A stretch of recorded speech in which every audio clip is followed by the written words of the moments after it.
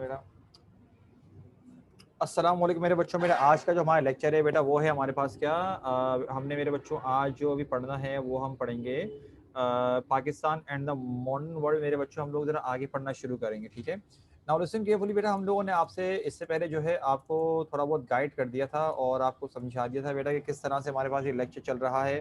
और स्टार्टिंग में बेटा आपको चैप्टर का इंट्रोडक्शन दिया है और बेटा चैप्टर का इंट्रोडक्शन देने के साथ साथ मेरे बच्चों हमने आपको ये भी बता दिया कि हमारे पास हम पढ़ क्या रहे हैं। ये बेसिकली पूरी की पूरी क्या है, लियाकत अली खान की स्पीच है। तो बेटा अब ज़रा हम आगे बढ़ रहे हैं और इस बात का ध्यान रखना, ये रिड्यूस सिलेबस में से एक चैप्टर है। तो अब ज़रा इसको हम आगे कंटिन्यू करेंगे। अनुषा बेटा ज़रा माइक पर आइएगा मेरा बच्चा, माइक पर आओ, माइक ऑन कर सकती हो, मैंने अलाउ किया हुआ है। जी सर। हाँ अनुषा बेटा ज़रा यहाँ से मेरा बच्चा पढ़ना शुरू करना है। It was not only a question of religious, यहाँ से पढ़ो बेटा। It was not merely a question of religious differences as that phrase is generally understood. It was not merely that whereas the Muslims were monotheist, the Hindus were polytheist, or that the Muslims believed in the Prophet of Arabia and in Christ and the prophets of the Old Testament, whereas the Hindus did not. The differences were even more pervasive than this and created a maladjustment between the two peoples in almost every situation of their daily lives. The Hindus believed in a caste system which made it a sin for those at the top of the hierarchy to eat with the so-called lower human beings, or in some cases even to touch them. The Muslims believed in equality of all men, regarding even priesthood as unnecessary negation of the bond which exists between God and each of creatures. The economic outlooks were also very different. The Muslims believed in the right of private ownership for everyone, whether man or woman, and had laws of inheritance and economic institutions, which, unlike those of the Hindus, were designed to promote the distribution of wealth and discourage vast unearned accumulations. रुक जाओ।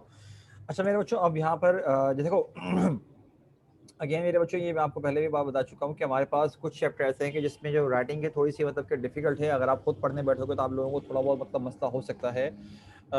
लेकिन मेरा ज़रा मैं आपको खुद समझाऊंगा, लिहाजा परेशान मत हो। ये उन चैप्टर्स में से है जो लियाकत अली खान का लिखा हुआ, उनकी अपनी ओन वर्डिंग है। और जाहिर सी बात है बेटा, अंग्रेज़ों के पास स्पीच करने गए हैं तो ठीक ठाक एक भरम वाली स्पीच होनी चाहिए कि मतलब एक वर्ड्स में मतलब तगड़ापन हो ना, मतलब कि थोड़ा स्ट्रॉन्ग वर्ड्स यूज़ किए वो। अच्छा अब क्या बोल रहे हैं, कह रहे हैं कि भाई सिर्फ और सिर्फ रिलीजियस डिफरेंस नहीं था कि मतलब कि जो नॉर्मली तौर पे मतलब के लोग मानते हैं कि मतलब कि कहने के कह रहे हैं सिर्फ ये नहीं था कि मतलब कि अगर डिफरेंस की अगर हम बात करें कि मुस्लिम जो है मोनोथियस्ट है और हिंदूज जो है पॉलीथियस्ट है। कह रहे हैं मतलब कि मोनोथियस्ट का मतलब होता है एक खुदा के मानने वाले और पॉलीथियस्ट का मतलब होता है मल्टीपल खुदाओं को मानने वाले। और कहते हैं ना ही ये फ़र्क था कि मतलब कि मुस्लिम्स जो है वो प्रॉफिट्स वगैरह पे यकीन रखा करते थे और मतलब कि जो पुरानी जो किताबें आई हुई हैं आसमानी किताबें उन पे यकीन रखते थे और हिंदूज यकीन नहीं रखते थे। मेरे बच्चों आप लोगों ने अगर बॉलीवुड वगैरह की मूवीज़ देखी भी हों, कभी ना कभी तो खैर देखी होंगी, या चलो कभी उनके ड्रामे बचपन में कभी देखे हों। कभी याद पड़ता है मेरे बच्चों आपको कि हिंदुओं के मुंह से कभी आपने ये सुना हो कि या फिर आपको ये बात समझ में आई हो हिंदुओं के मुंह से मेरे बच्चों के जिसे बोलते हैं ना कि उन्होंने कभी प्रॉफिट्स का जिक्र किया हो, कि जिसको नबी बोलते हो। कोई एक जिक्र तुम लोगों को समझ में आया, कभी सुना तुम लोगों ने, बताओ। हालांकि देखो अगर हम रिलीजन की बात करें ना, अपनी रिलीजन हमारा सबसे करीब है क्रिश्चियंस के। जो क्रिश्चियंस है ना, जो सिमिलैरिटीज़ हैं बहुत सारी सिमिलैरिटीज़ हैं। मैं आपको एग्जांपल दूं, जैसे कि चलो वो हज़रत ईसा अलैहि सलाम को जीसस क्राइस्ट बोलते हैं तो मतलब कि उनका मानना थोड़ा अलग होता है, वो खुदा का बेटा बोलते हैं नाउज़ुबिल्लाह। और लेकिन चलो मैं आपको थोड़ा बता दूँ बेटा, उनके नज़दीक भी हज़रत वो एडम एंड ईव को मानते हैं। आदम अलैहिस्सलाम वो अम्मा हवा जो है उनको मानते हैं। वो हज़रत दाऊद अलैहिस्सलाम को ही मानते हैं, डेविड बोलते हैं। हज़रत मूसा अलैहिस्सलाम को ही बोलते हैं, मानते हैं, मोसेस बोलते हैं। हज़रत नूह अलैहिस्सलाम को ही जानते हैं, वो नोआ बोलते हैं। मतलब काफ़ी सारे ना हमारे पास मतलब प्रॉफिट्स का जिक्र उनकी किताबों में मौजूद है, बाइबल में। इवन के जो फरिश्ते हैं ना बड़े, उनके नाम भी मौजूद हैं। जैसे कि जिब्रील अलैहिस्सलाम को बोलते हैं गैब्रियल, मिकाईल अलैहिस्सलाम को बोलते हैं माइकल, और इसराफील अलैहिस्सलाम को बोलते हैं राफ़ायल, और मेरे बच्चों इज़राइल अलैहिस्सलाम को बोलते हैं क्या अपना वो एज़रियल बोलते हैं। मतलब कि मेरे बच्चों उनका ना मतलब बहुत बहुत क्लोज रहा है। और ज्यूज जो हैं यहूदी, बेटा वो तो खैर ठीक ठाक मतलब के मतलब है, लेकिन इवन के वो लोग भी मानते हैं इन चीज़ों को। वो लोग जो है ना क्या कहते हैं, ज्यूज हैं मानने वाले हज़रत मूसा अलैहि सलाम के, हज़रत मूसा अलैहि सलाम को मानते हैं वो लोग। और अच्छा मैं आपको एक मज़े की बात बताऊं, क्रिश्चियंस भी हमारे पास कुछ ऐसे हैं, कुछ सब नहीं, कुछ ऐसे हैं जो कि second coming of the Christ, मतलब कि वो मानते हैं कि हज़रत ईसा अलैहि सलाम दोबारा से आएंगे। और उनका भी दज्जाल पे मानना है, वो दज्जाल को मानते हैं। लाइक उनका है दज्जाल को वो लोग बोलते हैं anti Christ, Christ Jesus Christ उसको उनको बोलते हैं ना, क्या कहते हैं हज़रत ईसा अलैहि सलाम को। तो जो दज्जाल है ना मेरे बच्चों, उसको बोलते हैं एंटी क्राइस्ट। लेकिन देखो हिंदुओं में अब कोई जिक्र नहीं है प्रॉफिट्स का, आपने कभी नहीं सुना होगा। उनके भगवान ही इतने सारे हैं, ये भी भगवान तो वो भी भगवान, वो सांप वाला भगवान। मैं उनका मजाक नहीं उड़ा रहा कोई, ठीक है बेटा। हमें कोई, मैं अगर किसी को ये लग रहा है कि मैं उनका मजाक उड़ाने की बात कर रहा हूँ, बेटा मेरी क्या औकात। हमें दरअसल किसी की भी रिलीजन का मजाक उड़ाने की बात नहीं है। उनके भगवान लेकिन हैं, आप ये बात जानते हो, पता नहीं कौन है, एक हनुमान वाला है, एक उनका गणेश है, एक पता नहीं कृष्णा है। बहुत सारे उनके भगवानों के नाम है उनके, जो जिसको वो खुदा मानते हैं। वो फिर गॉड, उनके फीमेल भगवान भी हैं, जैसे कि काली माता वगैरह जो है, इस तरह के उनके मौजूद हैं। ये तुम लोग थोड़ा स्टडी किया करो, यकीन करो आपका माइंड ना थोड़ा खुलेगा। स्टडी किया करो, रिसर्च किया करो, तुम लोगों को बहुत कुछ सीखने को मिलेगा। तो मतलब कि मेरे बच्चों अपने माइंड को ना और ब्रॉड करो। तुम लोगों को पता होना चाहिए कि यार अगर मैं मुस्लिम हूँ तो अब इस एज पे आ के तुम लोगों के साथ ये होना चाहिए कि मैं सिर्फ मुस्लिम इसलिए नहीं हूँ कि मेरे वालिदैन मुस्लिम हैं। अब तुम लोगों का ऐसा होना चाहिए, ठीक है। अब मेरे बच्चों यहाँ पर हमारे पास, अगर हम अपनी अच्छा 2 बच्चों के मैसेज आए हैं, ठीक है ना। अब मेरे बच्चों इसके साथ साथ हम अगर एक और बात माने, अच्छा एक और बात मैं अक्सर बच्चों को एक बात अपनी कहता रहता हूँ, वो ताकि मैं आप लोगों से भी बेटा डिस्कस करना चाहूँगा कि ये जो मैं कह रहा हूँ ना कि कभी किसी का मजाक नहीं उड़ाते। ये किसी के जो उनके भगवान वगैरह मानते हैं, उसकी खास वजह है। वो क्या वजह है? मेरे बच्चों जैसे कि आप जानते हो कि हमारे प्रॉफिट्स वगैरह को मतलब कि अल्लाह पाक ने एक कुछ खास मतलब के मौजज़ात की नेमतों से नवाजा। करने वाली ज़ात अल्लाह ताला की थी। जैसे कि अल्लाह जब मूसा अलैहि सलाम ने जैसे एक असा फेंका था, तो उसको अज़्ज़ा जो बनाते थे वो अल्लाह पाक बनाते थे, ठीक है। वो ताकत मूसा अलैहि सलाम के पास नहीं थी, अल्लाह पाक ने लेकिन मौजज़ात अम्बिया कराम को दिए। उनके पास ऐसी थी जिस पे लॉजिक काम नहीं करती, कि लॉजिकल तरीके से आप सोचो कि आपको कुछ समझ में नहीं आएगा। इन मौजज़ात से नवाजा। अब देखो बेटा, हम लोग जानते हैं कि हमारे पास मल्टीपल अम्बिया कराम आए हैं, मल्टीपल आए हैं।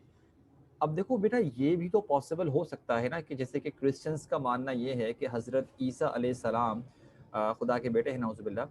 तो क्या आप खुद बताओ मेरे बच्चों, ये पॉसिबल नहीं हो सकता कि उन 1,24,000 पैगंबरों में से भी कोई ऐसे पैगंबर आए हों, और उनके क्या पता मौजज़ात देखकर कुछ लोगों ने मतलब क्या पता उनको हिंदुओं वाले जो खुदा बने हुए, क्या पता वो हमारे प्रॉफिट्स ही हों। हो सकता है। जब हज़रत ईसा अलैहिस्सलाम के बारे में ये माना जा सकता है, तो मेरे बच्चों खुद बताओ, क्या ये पॉसिबल नहीं है कि वो हमारे क्या पता प्रॉफिट्स ही उनमें से गुजरे हों, और उनके मौजज़ात देखकर शैतान उनको बहकाने में कामयाब हो गया हो सकता है ना। लिहाजा गलत नहीं, उनको इस तरह नहीं कहना। आप उनको, उनसे बहस करो, बिल्कुल करो, बातचीत करो, सब कुछ करो, लेकिन कभी किसी का मजाक नहीं उड़ाना, क्योंकि ये कुरान मजीद में लिखा हुआ बाकायदा कि दूसरों के खुदाओं को बुरा मत कहो, कहीं ऐसा ना हो कि वो जहालत से आगे निकल कर तुम्हारे रब को बुरा कह दें। ये मतलब लिखा हुआ है। तो किसी के खुदा वगैरह कभी कोई मजाक नहीं उड़ाना, ना उनको बुरा कहना है। लॉजिकल तरीके से करो, बहुत लॉजिक्स मिल जाएंगे आपको, ठीक है। अच्छा, अब आगे देखो क्या लिखा हुआ है कि कह रहे हैं कि इसके साथ साथ कह रहे हैं चलो ये तो मतलब कि जो बात करना चाह रहे हैं ना, कह रहे हैं कि ये तो सिर्फ आप सिर्फ रिलीजियस डिफरेंस की बात कर रहे हो। कह रहे हैं भाई ये तो बहुत छोटा डिफरेंस है। कह रहे हैं डिफरेंस इन दोनों में इतना था, इन दो कौमों में, जैसे कि बोलते हैं ना, मिसाल के तौर पे रहना सहना जो होता है, जो उनका कल्चर होता है, कह रहे हैं भाई उनके रहने सहने में भी इबादत को भी एक तरफ कर दो, जो फॉलो करते हैं इबादत को भी हटा दो।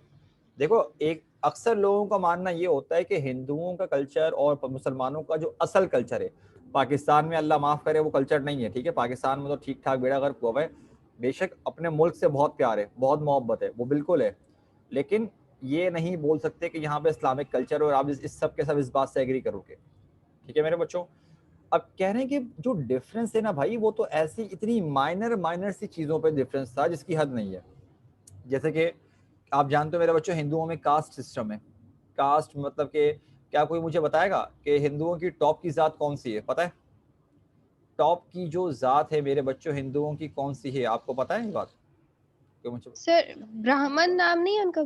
जी बेटा। ब्राह्मण आई हाँ थिंक। ब्राह्मण, ब्राह्मण या ब्राह्मण जो बोलते हैं वो टॉप की जात कहलाती है, बिल्कुल सही है। और सबसे लोअर जात कौन सी है ये पता है? अछूत कहलाते हैं। हाँ अछूत अछूत कहते हैं वो बोलते हैं खुद और उनको। बिल्कुल, और शूदर भी बोलते हैं, दोनों नाम है उनके लिए। अछूत या शूदर दोनों नाम से जाने आते हैं। अब बात यह है कि बेटा वो इतना बुरा समझते हैं उनको कि उनके पास से अगर वो गुजर भी जाए ना तो ऐसा लगता है नहाने के लिए चले गए, नहाने चले आते हैं भाई, इतना बुरा समझते हैं, पता नहीं उनको समझते हैं कोई गंद है मतलब कि ये ऐसे ट्रीट करते हैं उन लोगों को। उनको काम भी इस तरह के मिले वो होते हैं कि कचरा साफ करो तो ये करो तो वो करो, गंदगी, मतलब उनको समझते ही नहीं है कोई इंसान है। बहुत डिफरेंस है। लेकिन मेरे बच्चों यहाँ पर कास्ट का सिस्टम नहीं है, लोगों ने बनाया हुआ है अलग है, जो हालत है वो एक नंबर की। जैसे कि मिसाल के तौर पर मेरे बच्चों में आपको एक एग्जांपल देता हूँ कि यहाँ पर नमाज पढ़ने की बारी आती है तो भाई जो कंपनी का गार्ड होगा ना जो दरवाजे पे खड़ा होता है, अगर वो जमात करवा रहा होगा तो उसी के पीछे खड़े होके सफ में उसी कंपनी का सेठ भी पढ़ रहा होगा नमाज उसके पीछे। या चलो हाँ, एक खानदान है, एक खानदान है जिसको अल्लाह पाक ने इज्जत बख्शी है और वो है सैयद। सैयद मतलब कि अल्लाह पाक ने उनको इज्जत बख्शी है। लेकिन मेरे बच्चों सैयदों को जो इज्जत बख्शी है उनका उसका अपने आप उनका अपना कोई टैलेंट नहीं है, वो अल्लाह पाक ने उनको सैयद खानदान ने पैदा किया। कोई अगर ये करे ना कि हाँ भाई यार भाई सैयद सैयद, ऐसे कुछ नहीं होगा, क्योंकि हर इंसान अपने अमाल के मुताबिक जाएगा। हर इंसान, एक एक इंसान अपने काम के मुताबिक जाएगा। कोई सैयद ऐसा नहीं कह सकता कि जन्नत उसके लिए लिख दी गई है। मैं बहुत प्यारी एग्जांपल दूंगा, जरा समझो ये वाली बात क्यों। ये वाली आप लोगों ने हदीस सुनी होगी जो आप सल्लल्लाहु अलैहि वसल्लम ने फरमाया था कि अगर मोहम्मद की बेटी फातिमा भी चोरी करती तो मैं उसके भी हाथ काट देता। मतलब कि आप सल्लल्लाहु अलैहि वसल्लम ने क्लियर ये बात कही। सही है, हज़रत फातिमा जो बीबी फातिमा हमारी, जो उनके बारे में जन्नत की औरतों की सरदार, तो बेटा उनको जो ये रुतबा मिला है अल्लाह पाक ने जो उनको मतलब दिया है वो इसलिए नहीं दिया कि वो आप सल्लल्लाहु अलैहि वसल्लम की बेटी हैं, बल्कि उनकी ज़िंदगी ऐसी गुजरी। तो उनके रिश्ते भी तो देखो, रिश्ते कैसे अजीम हैं। उनकी माँ जो है हज़रत खदीजा, उनके बाप उनके जो वालिद साहब आप सल्लल्लाहु अलैहि वसल्लम, उनके जो मतलब शौहर जो हैं हज़रत अली, उनकी औलाद हज़रत हसन और हुसैन, मतलब उनकी आप रिश्ते तो देखो तो मतलब वो तो किसी मलका से कम है ही नहीं ना। अच्छा, इसके साथ साथ एक और बात मैं आपको बताऊं, हम लोग बात कर रहे थे हाँ कि किसी नबी की औलाद होने की वजह का मतलब ये नहीं कि आप जन्नत में जाओगे। इसकी एक और एग्जांपल क्या है, हज़रत नूह अलैहिस्सलाम की। हज़रत नूह अलैहिस्सलाम जब कश्ती बना रहे थे तो उनके बेटे ने क्या किया था, किसी को पता है? याद है मेरे बच्चों, पता है? उनका जो एक बेटा था उसने क्या किया था? नहीं पता? जो आपको पता। जी सर, उनके मुखालिफ थे ना। हाँ, तो उस बेटे ने क्या किया था, नूह अलैहिस्सलाम का ही बेटा उनके खिलाफ था। खिलाफ ऐसे था मतलब कि अल्लाह ताला की तरफ से जब हुक्म आया ना कश्ती बनाओ, मतलब कि पूरी जो उनको जाहिर सी बात है अल्लाह पाक की तरफ से ऑर्डर आए, तो जानवरों का एक एक जोड़ा और फिर मतलब कि जो जो लोग थे मतलब उनको लेके, लेकिन उनका बेटा एक बड़े पहाड़ पे चढ़ गया और बोलने लगा यहाँ तक पानी कैसे आएगा, बारिश भी हो जाए सैलाब भी हो जाए ऊपर तक पानी कैसे आएगा। लेकिन नूह अलैहिस्सलाम ने कहा बेटा आज अल्लाह के अजाब से कुछ भी नहीं बचेगा, और फिर वैसे ही हुआ, पहाड़ भी डूबने लगा। कैसे हुआ किस तरह हुआ बेटा अल्लाह जानता है, अल्लाह बेहतर जानता है। पानी कहाँ से आया भाई, इतना पानी कहाँ से आया, अल्लाह ही बेहतर जानता है। लेकिन अल्लाह पाक ने उसको अजाब दिया। तो नबी की औलाद होने का मतलब ये नहीं कि आप जाओगे। तो कास्ट सिस्टम मेरे बच्चों में बता रहा था बेसिकली कि सैयद हैं, लेकिन सैयद अपने आप पर इस वजह से फ़ख्र नहीं कर सकते। हाँ वो शुक्रगुजार बिल्कुल हो सकते हैं कि अल्लाह पाक ने उनको उस ख़ानदान ने पैदा किया, लेकिन कभी किसी सैयद को यूँ देखा आपने? भाई हमने आज तक अल्हम्दुलिल्लाह मैंने तो नहीं देखा कि कोई सैयद बोले हटो भाई मैं सैयद हूँ, ये नहीं होता, बल्कि लोग उल्टा उनकी इज्जत करते हैं। सही है।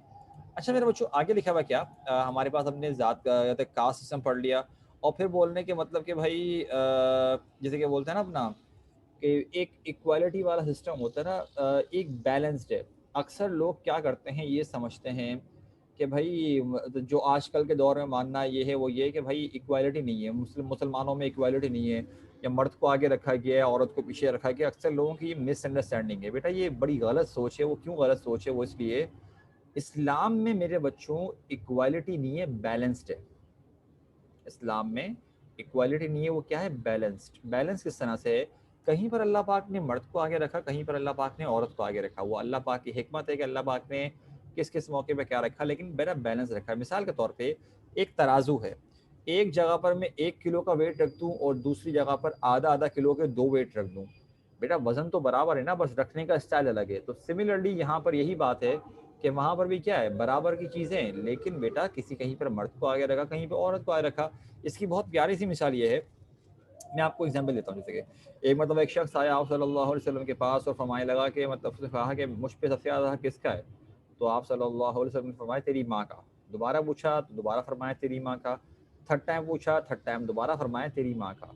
और फोर्थ टाइम पूछने में कहा तेरे बाप का। तो इससे हमें ये बात साबित हुई कि एक माँ का जो हक है वो एक बाप से 3 गुना ज़्यादा है, ठीक है। और मतलब यहाँ पर अल्लाह पाक ने औरत को आगे रखा। लेकिन चलो एक और एग्जाम्पल दूँ, मेरे बच्चों का रिसेंटली अगर आपका कभी किसी शादी में जाना हुआ हो, कज़न वगैरह की शादी हुई हो, तो आपको पता होगा मेरे बच्चों के शादी में गवाहों की ज़रूरत पड़ती है। अब नॉर्मली तौर पे मर्द हजरात ही गवाह बन रहे होते हैं, लेकिन औरत भी गवाह बन सकती है। लेकिन औरत की जो गवाही होती है वो हाफ मानी जाती है, आधी गवाही मानी जाती है। ये बात याद रखना, औरत की गवाही कितनी मानी जाती है, हाफ। इस बात को ध्यान में रखना। और औरत की गवाही जो हाफ मानी जाती है मेरे बच्चों, तो इसका मतलब क्या हुआ कि एक मर्द की गवाही जो होगी वो 2 औरतों की गवाही के बराबर होगी। यहाँ पे अल्लाह पाक ने मर्द को आगे रखा।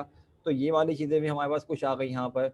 और बोलने कह रहे हैं कि भाई उनका इकोनॉमी आउटलुक, जो उनका इकोनॉमी का नज़रिया था, जिस तरह वो सोच रखते थे, वो बहुत डिफरेंट थी। कह रहे हैं कि इसके साथ साथ जो मुस्लिम्स हैं वो इस बात पे यकीन करते थे भाई कि हर किसी को चाहे कोई प्राइवेट ओनरशिप हो सकती है, चाहे वो मर्द हो चाहे औरत हो। जैसे कि आप जानते हो मेरे बच्चों के हज़रत खदीजा रज़ी अल्लाह तआला अन्हा बाकायदा बिजनेस किया करती थी भाई, बिजनेस माइंडेड थी वो, ठीक है।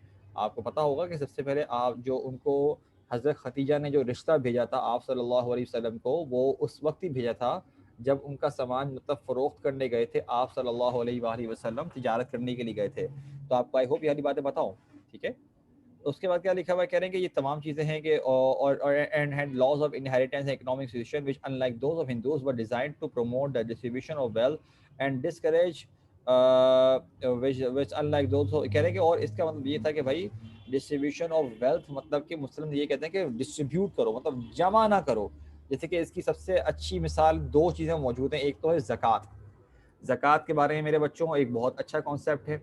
और एक और चीज़ ये है, कह रहे हैं कि सदका खैरात तो इतना बोलते हैं कि भाई सदका इतनी बड़ी बात है कि सदका देने से कभी भी ना, इतनी मैंने मेरे बच्चों में आपको एग्जाम्पल दूंगा। मैंने बहुत प्यारी बात सुनी थी, मैं आपसे डिस्कस करना चाहूँगा, आप लोगों को बताना चाहूँगा।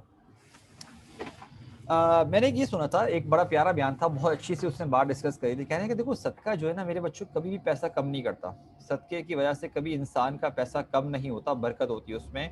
उसकी मिसाल उन्होंने यूं थी, कह रहे मिसाल के तौर पर समझ लो तुम्हारे पास है 100 रुपए, ठीक है, 100 रुपए हैं। अब तुमने क्या किया, उसमें से 20 रुपए दे दिए, किसको, सदके में दे दिया। अगर कितने बचे, 80 रुपए बचे। कह रहे हैं कि ये आंख क्या दिखा रही है कि पैसा कम हो गया, सोच भी क्या दिखा रही है, पैसा कम हो गया। लेकिन बेटा हम जानते हैं कि तमाम मामला अल्लाह चलाता है। तो कह रहे हैं अल्लाह पाक क्या करेंगे कि अगर आपकी ज़रूरियात 80 रुपए की हैं, तो ज़रूरियात को अल्लाह पाक कम करके क्या कर देंगे, 60 पे लेकर आ जाएंगे। मतलब उस आपकी नॉर्मली चीज़ों में इतनी कभी कभार मेरे बच्चों आप भी फील करते होगे, स्पेशली रमज़ान के मौके पर आप फील करते होगे कि पता नहीं कैसे सब कुछ हो जाता है। उतनी ही अर्निंग कर रहे हो, उतना ही कमा रहे हो, वही घर है, फिर भी पता नहीं माशाल्लाह से कैसे हो जाता है। देखो अच्छे बुरे हालात होते हैं, वो मानता हूँ मैं, सही है। अब सुनो, उसके अलावा एक और एग्जांपल दी सत्य की ये। और फिर हराम हराम की भी मिसाल दी उन्होंने। कहना समझ लो तुम्हारी जरूरियात के, तुम 100 रुपए तुमने कमाए, सही, और 20 रुपए तुमने हराम कमा लिए, किसी भी तरह से हराम तरीके से तुमने कमा लिए।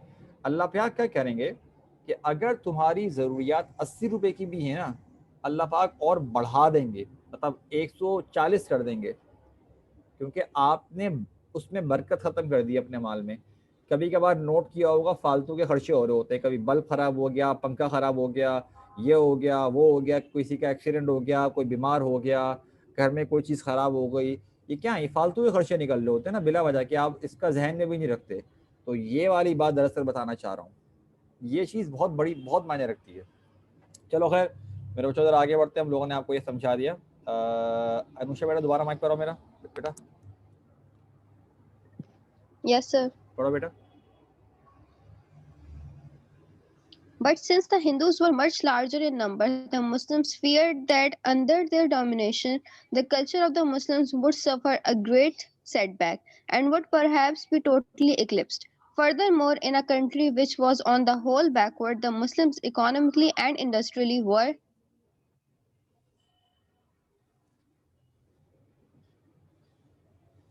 even more backward. It seemed certain to them that as an unalterable and perpetual minority, their economic position would outgrow even worse. Thus, to the Muslims in that part of the world, freedom from British rule meant practically nothing unless it meant freedom from the domination of the Hindu majority also. बस It सही, रुको was for these एक reasons एक एक that they minute एक asked minute, for a अरे अरे country रुको of their रुको own. रुको रुको, वो ये वाला पैराग्राफ बहुत लेंदी है, इससे पहले मुझे ऊपर वाला समझाना दो, एक मिनट रुक जाओ जरा, ठीक है, पहले एक मिनट रुको। अच्छा मेरे बच्चे यहाँ पर क्या लिखा हुआ है, कह रहे हैं कि अगर हम बात करें हिंदूज की, तो हिंदूज जैसे कि मेरे बच्चों हम जानते हैं कि बहुत बड़ी तादाद में वहाँ मौजूद थे, और मुसलमानों को यही डर था कि उनके डोमिनेशन में उनका कल्चर क्या होगा, ठीक ठाक बेड़ा गर्क होगा, जो कि ऑलरेडी हुआ है, यकीनन हुआ है। हमारे पास सबसे बेहतरीन एग्जाम्पल किसकी मेरे बच्चों, ये वाले एग्जाम्पल है, क्या कहते हैं अपना, शादियों की। आप जो शादी की तकरीबात हैं बेटा, शादी में सिर्फ मेहंदी की पूरी रस्म एग्जैक्टली मेहंदी हो गया, मेहंदी की अगर आप देख लो, बारात का सीन देख लो, पता नहीं बरी वगैरह जा रही है, कपड़े जा रहे हैं, वो जाके देख रहे हो, ये जाके देख रहे हो, लड़के वाले लड़के लड़की वालों के बीच में कंपटीशन चल रहा है भाई, ठीक है, दोनों लगे पड़े हैं कि नहीं हम ज़्यादा अच्छा करके दिखाएंगे, हम ज़्यादा अच्छा करके दिखाएंगे।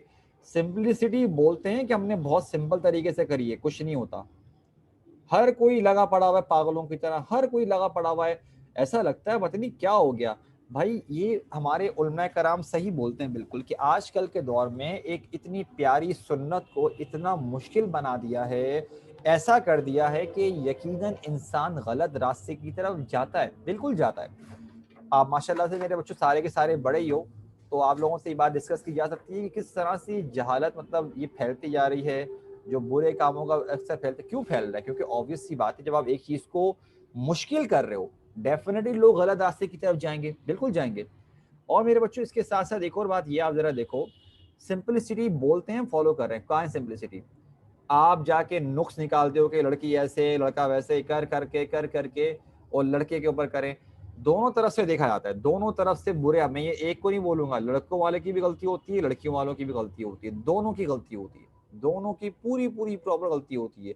जहेज आज तक चल रहा होता है भाई, मैं आपको बताऊं सिंपल सा तरीका क्या होता है, सिर्फ निकाह, ठीक है, वो जो हक महर होता है वो वाला वो भी दोगे, मतलब जाहिर सी बात है। और ये भी नहीं कहा गया कि आपने वलीमा उसी वक्त करना है, वलीमे के बारे में बस ये है कि इंसान की जब इस्तिताअत हो, तो मतलब कि वो सुन्नत वलीमा जो होता है वो मतलब होता है कि आप इंसान जोड़े, जब एक जो जोड़े में बन जाए, जब जो मियाँ बीवी, तब क्या करें, वो उसको मतलब कि लोगों में मतलब कि खाना खिलाएं, सिंपल ऐसे।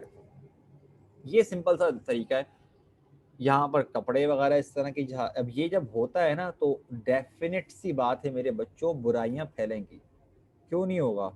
और मैं आपसे एक बात पूछना चाहूँगा, आपको पता है कि हज़रत अली और हज़रत फातिमा की शादी जो हुई है, क्योंकि हमारे सामने एग्जाम्पल मौजूद हैं, आप सल्लल्लाहु अलैहि वसल्लम की जो बेटी हैं हज़रत फातिमा रज़ी अल्लाह ताला अन्हा, क्या आपको मुझे बताया कि इनकी शादी जो हुई है हज़रत अली से, वो किस एज पे हुई थी, पता है, बताओ। एज नहीं पता, मगर ये पता है कि बहुत ज्यादा सिंपल हाँ, सिंपल हुई थी, अली ने अपना जरा बेच के हक में अदा किया था। बिल्कुल बिल्कुल बिल्कुल, यही तो था, मतलब कि बहुत छोटा सा, मतलब कि छोटे लेवल पे हुई थी। और तो मेरे बच्चों सिंपल क्या है, अब ज़रा देखो, 15.5 साल की एज थी। अब ऑब्वियस सी बात है मेरे बच्चों, जिस तरह से टाइम गुजरा है आज के दौर में, मैं ये नहीं बोल रहा कि गलत है, ठीक, मैं ये बिल्कुल नहीं बोल रहा, लेकिन डेफिनेटली अगर आप मेरे बच्चों अपने आप को देखो और अपनी मदर्स को देखो, तो आप जानते हो कि ग़िज़ा में बहुत फ़र्क आया है। आजकल की जो ग़िज़ाएँ हैं हमारे बच्चों के लिए ऐसी तबाही का सबब बन रही हैं जिसकी कोई हद नहीं है। अलग अलग मसले मसाइल पेश आ रहे होते हैं, बहुत सारे मसले मसाइल पेश आ रहे होते हैं, गर्ल्स की भी हेल्थ ठीक ठाक मुतासिर हो रही होती है, बॉयज़ की भी फिर आगे आके मुतासिर होती है लॉन्ग टर्म पे आके। अब मसला क्या है कि नो डाउट जो उन उस एज पे वो लड़कियां थी, ऑब्वियस सी बात है उस एज में जो उनकी, और ऊपर से उनकी मेंटेलिटी बहुत मैच्योर थे वो लोग, बहुत मैच्योर वो लोग थे उस एज पे भी। यहाँ पर इस एज में 15-16 साल की जो लड़की होती है उसमें मेच्योरिटी का बच्चों वाली तो उसकी हरकतें होती हैं। अम्मा अब्बा ने लाड प्यार, देखो प्यार करो, बिल्कुल अपनी औलाद से प्यार करना चाहिए, लेकिन लाड प्यार में बिगाड़ो तो मत औलाद को कम से कम। हाँ बिल्कुल अनुषा बेटा, वही वाला हिसाब किताब। मकसद क्या है बेटा, बच्चे को सिखाओ। मैं आपको बड़ी प्यारी एग्जांपल दूं। मेरे एक सर थे, वो मुझे बताया करते थे, और ये मुझे मतलब मैं उस वक्त खुद छोटा था, ठीक है, ऑब्वियस सी बात है, लेकिन मुझे वो एक बात ऐसी थी, कुछ बातें जहन में पड़ जाती ना। वो क्या बोलते थे, कहते बेटा हमेशा जब कभी भी औलाद हो आप लोगों की, औलाद को प्यार करो, लाड प्यार जरूर करो, मोहब्बत करो, लेकिन एक बात याद रखना, लाड प्यार के चक्कर में उनकी प्रोग्रेस खराब ना हो। अब तो मैंने बोला भाई बताएं प्रोग्रेस फिर बंदा कैसे करे। मैंने कहा लाड प्यार करेगा तो प्रोग्रेस तो फिर भाड़ में चली जाएगी। कह रहे नहीं, तरीका है बहुत अच्छा तरीका। कह रहे मिसाल के तौर पे आपका बच्चा बोले कि भाई, या बच्ची बोले कि मुझे फला फला चीज़ चाहिए, मिसाल के तौर पे भाई बोले कि एक मोबाइल की ख्वाहिश कर दे, बड़ा हो गया थोड़ा ख्वाहिश, छोटे बच्चे वाले, छोटे बच्चे छोटी ख्वाहिश करेंगे, अलग लेवल की ख्वाहिश करेंगे, बड़े होंगे अलग लेवल की ख्वाहिश करें। कह रहे अगर आप उस ख्वाहिश को फुलफिल कर सकते हो, अगर आपके पास इतनी रिसोर्सेज हैं, तो आप डायरेक्ट फुलफिल ना करो, आप ये करो, आप उस बच्चे को दो टारगेट। आप बोलो मिसाल के तौर पे एक बच्चा है जो, जिसकी परसेंटेज थोड़ा पढ़ाई में वीक है, मिसाल के तौर पे उसकी परसेंटेज बनती है 64 65, 70 पे ए ग्रेड बनता है ना। तो आप उस बच्चे को टारगेट दो, आप बोलो ठीक है मैं तुम्हारी ये ख्वाहिश फुलफिल करूंगा एक शर्त पर, कि जब तुम्हारा ए ग्रेड आएगा तुम मेहनत करो, ए ग्रेड लेकर आओ, मैं क्या करूंगा, तुम्हें मोबाइल ला के दूंगा, याला तुम्हें मोबाइल मिल जाएगा। अब इससे क्या हो रहा है, बच्चे को पता है कि यार मुझे जो टारगेट मिला है वो अचीवेबल मिला है।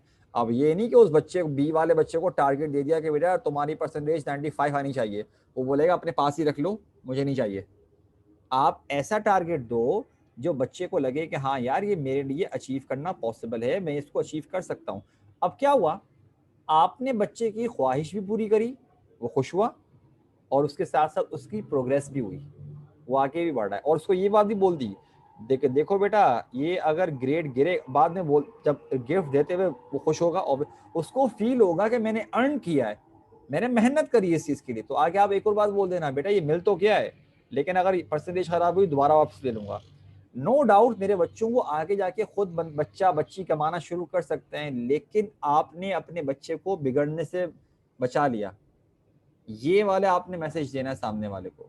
खैर, अब हमने खैर शादी वगैरह की, आपसे जिक्र किया कि कंपटीशन चल रहा था कि भाई बिला वजह की जहालत चल रही होती है, और कह रहे हैं कि जैसे कि मैंने आपसे कहा कि सिर्फ क्या है, निकाह हक महर और वलीमा, बस और कुछ भी नहीं है। यहाँ पर इतने सारे रस्में, आपका दिमाग घूम जाए, ये भी करो, मेहंदी भी करो, पता नहीं वो निकाह की एकदम ही अलग रस्म रखी हुई होती है, तो कौन कौन से वो बरी वगैरह जारी होती है कि ये भाई अल्लाह पाक ने आपको दिया है, आप ठीक है कर सकते हो, कोई मसला नहीं, लेकिन जहालत तो नहीं करो, आपने कल्चर का हिस्सा बना दिया है। ये जो लिखा हुआ ना, ये देखो, the culture of Muslim would suffer a great setback and would perhaps be totally eclipsed. तो ऐसा हुआ है भाई, ये हो चुका है बकायदा, ठीक ठाक असर पड़ा है। और वहाँ की जो जहालत थी, आई थिंक आपको याद होता होगा कि पहले ज़माने में क्या होता था भाई, कि डायरेक्ट जैसे कि नया नया जब पाकिस्तान में केबल वगैरह आया था, कोई चैनल लगाते, कोई सॉन्ग आ रहा है हल्की सी, उसमें कोई उल्टा सीन आया, आपने हटा दिया, तो ये भाई पता है ये हमारी तरबियत से। अब तो ऐसा लगता है कि इतनी कॉमन हो चुकी है ये चीज़, ये कि बंदा देख रहा होता है उसको पता ही नहीं होता। वही मतलब हमारी मेंटेलिटी देखो किस तरह से चेंज हुई है, ये बहुत फर्क पड़ा है इस चीज़ से। अब क्या लिखा हुआ है, इसके अलावा बोल रहे हैं कि जो लियाकत अली खान अपनी बात कंटिन्यू कर रहे हैं, कह रहे हैं कि इसके साथ साथ एक ऐसी कंट्री जहाँ पे मतलब कि मुस्लिम खास तौर पे इकोनॉमिकली तौर पे और इंडस्ट्रियली तौर पे बहुत बैकवर्ड से, तो जाहिर सी बात है वो और तबाही का सबब बनेंगे। और क्या बोल रहे हैं, कहने कि ये बात तो पक्की थी कि that as an unalterable and perpetual minority their economic position would grow even worse. कह रहे हैं कि यकीनन ये बात ये थी कि उनकी जो परपेचुअल माइनॉरिटी, क्योंकि मेरे बच्चों क्या है, ये पक्की पक्की एक माइनॉरिटी थी, और छोटी मोटी माइनॉरिटी नहीं, 3 to 1, मतलब ये माइनॉरिटी का हिसाब किताब था तकरीबन कि वो अगर 3 हिंदू हैं तो 1 मुसलमान है, ये वाला इतने कम थे मतलब की तादाद में। और बोल रहे हैं कि यकीनन उनकी इकोनॉमिक पोजीशन वगैरह भी क्या होगी, कमज़ोर होगी। तो कह रहे हैं कि इसीलिए जो मुस्लिम्स है ना उस जगह के, ये मतलब सब कॉन्टिनेंट के, उनके लिए अगर सिर्फ उनको आज़ादी मिलती जस्ट अंग्रेज़ों से तो उसका कोई मतलब नहीं होता, कोई वैल्यू नहीं होती, मेंट प्रैक्टिकली नथिंग, इसका कोई मतलब ही नहीं होता, कोई फ़ायदा ही नहीं होता, अनलेस के ये कि मेरे बच्चों के उनको हिंदुओं से भी क्या मिलती, साथ साथ आज़ादी मिलती। वरना अगर उनको हिंदुओं से आज़ादी ना मिलती, अगर जैसे कि मैंने लास्ट लेक्चर में ये बात रिपीट करी थी, जिन बच्चों ने लेक्चर सुना होगा वो ये कि अगर जो अंग्रेज सोच रहे थे कि हमारे जाने के बाद वहाँ पर वो रूल करेगा जो कौन है, मेजोरिटी में है, तो वो तो डेफिनेट सी बात थी, वो तो आप इनडायरेक्टली यही बात कह रहे हो कि यहाँ पर हिंदू रूल करेंगे, और हिंदू रूल करते तो हिंदुओं को तो आज़ादी मिलती, लेकिन मुसलमानों के लिए क्या था मेरे बच्चों, एक की गुलामी से निकलकर दूसरे की गुलामी में आ जाते। अच्छा मेरे बच्चों, बेटा अभी इस लेक्चर को एक मैं देखूं, जरा टाइम देखूं, यार टाइम क्या हो रहा है, एक मिनट को, पहले पैराग्राफ देखते हैं कितना लेंथी है, फिर पढ़ाते हैं बेटा। बल्कि इसको यहीं पे रोकते हैं, क्योंकि ये अगर ये रीड करवा लिया तो फिर समझाने का टाइम नहीं बचेगा, सही है, इसको यहीं पे रोकते हैं। तो बताओ भाई मेरे बच्चों, क्लियर है बेटा सारा, ऑल क्लियर मेरे बच्चों क्या नहीं, बताइए। इसको अभी हम यहीं पे रोक देते हैं बेटा, बोलो भाई, ऑल क्लियर मेरे बच्चों। जी सर क्लियर है। ठीक है, ठीक है। तो मेरे बच्चों बेटा ये हमने यहाँ पे रोकते हैं, और बेटा बाकी बच्चे भी बेटा जरा क्लास वगैरह जो हैं हमारे पास से। अनुषा बेटा एक बात बताओ, हमारे पास लड़कियों में एक आप हो, एक ये वाली आयशा है, एक आयशा इश्तियाक की, और कोई है बेटा हमारे पास? नहीं सर। ठीक है, तो बेटा इसको फिर हम यहाँ पे रोकते हैं। ओके मेरे बच्चों, बेटा बाद में कंटिन्यू करते हैं, अपना ख्याल रखिएगा, अस्सलाम वालेकुम, अल्लाह हाफिज़।